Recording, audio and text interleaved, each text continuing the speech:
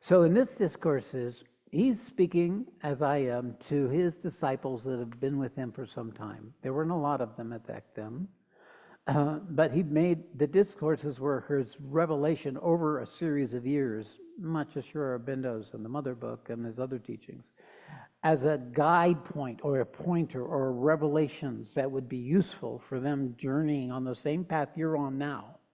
So even though it's written in a different time, it's actually completely fresh and new and real, not just because I'm speaking it, but because there's one truth. There's one way of organizing ourselves that moves into alignment with that eternal reality that you are in truth, that you don't die, you live forever. You've been absolutely free. You chose this bondage. You chose this birth. You chose your parents. You chose your enemies. You'll choose those who oppose and resist you. You chose this all as the means by which you could make the next step in your evolution, or the means by which you could fulfill your purpose of your birth.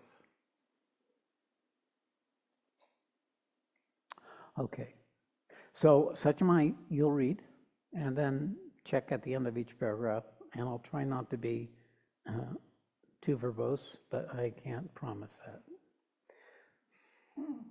Discourses. Oh, thank you. Discourses, Maya, the nature of illusion. Everyone wants to know and realize the truth, but truth cannot be known and realized as truth unless ignorance is known and realized as being ignorance. Stop there. Stop there. You can't know truth any more than the amount you know ignorance. But you can't know ignorance from ignorance.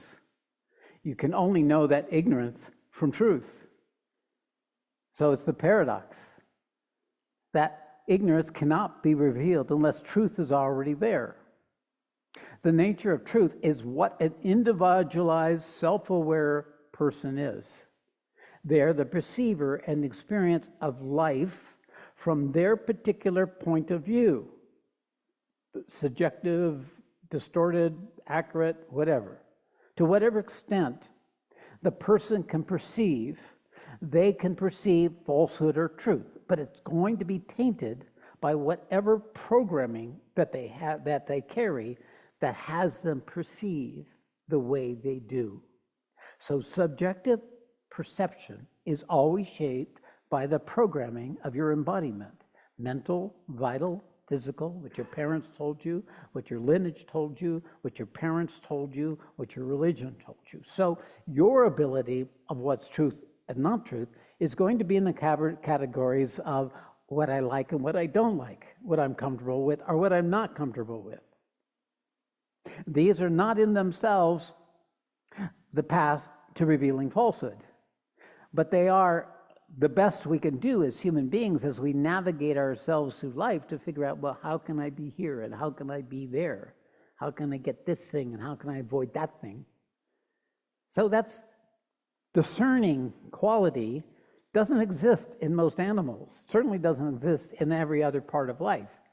In every other part of life, it's completely the biological programming that determines their ability to perceive. They can't know truth except for it's wet, it's cold, hunger, need. These are primitive kind of structures, and we carry this in our bodies. We carry the most primitive kind of instinctive patterns, and the only reason they don't dominate us is because our bodies contain the lessons of humanity from its most primitive starts as a intelligent animal to what we are now. And so these impressions are with us, even if we are more capable of restraining the impulses that come from our biological origins, more capable of restraining some of the thoughts that don't serve, or restraining the emotions that don't serve. What don't they serve? They don't serve the manifestation of what you desire or what you wish to avoid. So this programming everybody has. Everybody has a different way of perceiving an objective fact. To be able to actually accurately perceive an objective fact, we had to get beyond religion. Because no one could see through the Yogamaya religion. They would only see God or not God, good or bad, right or wrong. So we had science come up. And it took tests, and it did experiments. And it started to understand, well, why does the apple go down when it gets ripe and falls from the tree? What is it that has it go down? Why doesn't it go sideways? Why doesn't it go any other way? What makes it go down? That was the beginning of using direct experience to qualify what was truth versus untruth. Instead of an apple falling because God wants it to fall, the apple falls because there's this principle called gravity, which isn't that far removed from God as an allegory, but it's not God itself in its truth, full truth. So science became a way of humanity to come out of its way of knowing, its ability to perceive or not perceive falsehood or truth. And look what's going on these days. Look at what we're at the peak of, falsehood. Saying lies and lies and lies and lies and lies until this huge edifice is built. And look how many people are being convinced by that. Absolutely swayed that this is the way for the future. The lie is truth. And then look at all the people who know the difference, enough of a difference between truth and life, if nothing else, because of objective understanding of how things work. And they're dismayed. And they're endowed, they're bewildered by this rise of falsehood. And what are they who are recognizing falsehood from at least their subjective point of view, even if it's not the political party that we want running this country, or it's not that I care about women's rights or any of these things? It's you're perceiving the falsehood. Humanity is perceiving the falsehood. Those who can, to whatever capacity they have to be in the right relationship with objective reality, which is the closest thing to truth in this dimension, the facts. This actually happened. It's on photographic record. It's been validated by a lot of people. They all say the same thing. This is the scientific method. You confirm it, and you confirm it from different vantage points until it seems to be an accurate description of reality. That's how science has people drive electric cars these days. It's how science has put people up in space where we worry about getting them back home. So truth in this dimension actually is what works.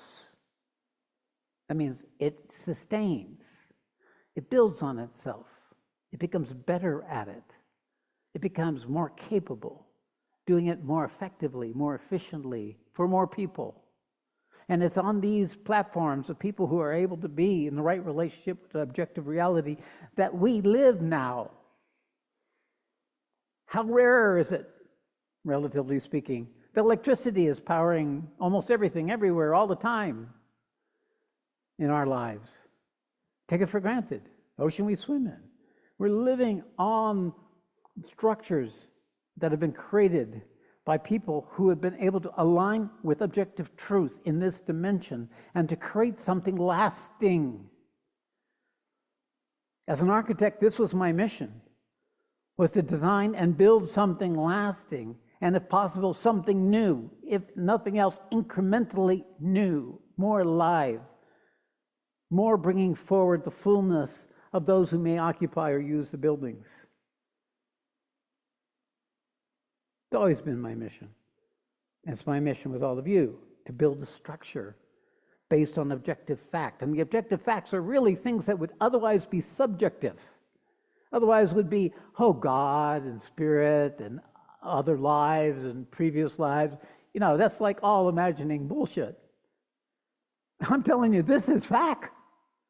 I experience it, and you're experiencing it. When I talk about the transmission or the transformation of the energy that comes off of me and off of each of you as a reality that's happening and it has a sequence of consequences in your body, I'm not making it up. I am observing what has not been able to be objectified and putting it into a formation so that people together in this structure can find the truth more accurately than they would on their own. And you can find the truth when you modify yourself as a perceiver, as the experiencer, as the knower, and as the actualizer of that possibility into your lives as a new way to live, a new paradigm for living.